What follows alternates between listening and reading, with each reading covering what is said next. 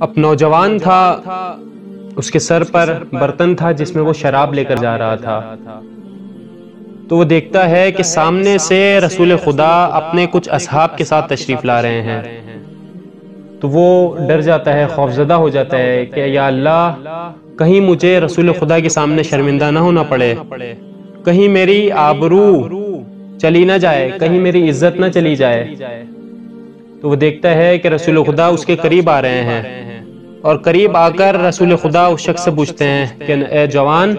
تم کیا لے کر جا رہے ہو؟ اس برتن میں کیا ہے؟ وہ جوان کہتا ہے کہ یا اللہ، رسول نے تو مجھ سے بات کرنا شروع کر دی ہے، یا اللہ میں اپنے اس کام پر شرمندہ ہوں،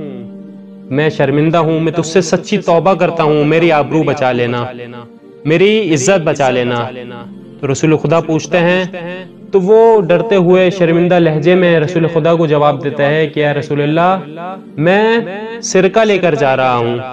اس میں سرکہ ہے۔ اب رسول خدا اس برتن پر ہاتھ رکھتے ہیں، اس کا ڈھکنا ہٹاتے ہیں، تو وہ شخص حیران ہو جاتا ہے کہ ہر طرف چاروں طرف پوری محفل میں سرکے کی خوشبو پھیل گئی ہے، سرکے کی خوشبو پھیل گئی ہے، یعنی خدا نے اس کی شراب کو سرکے میں تبدیل کر دیا۔ تو میں نا امید کیوں ہوں؟ اے خدا ہماری شراب کو بھی سرکے میں تبدیل کر دے، اے خدا ہمارے اندر جو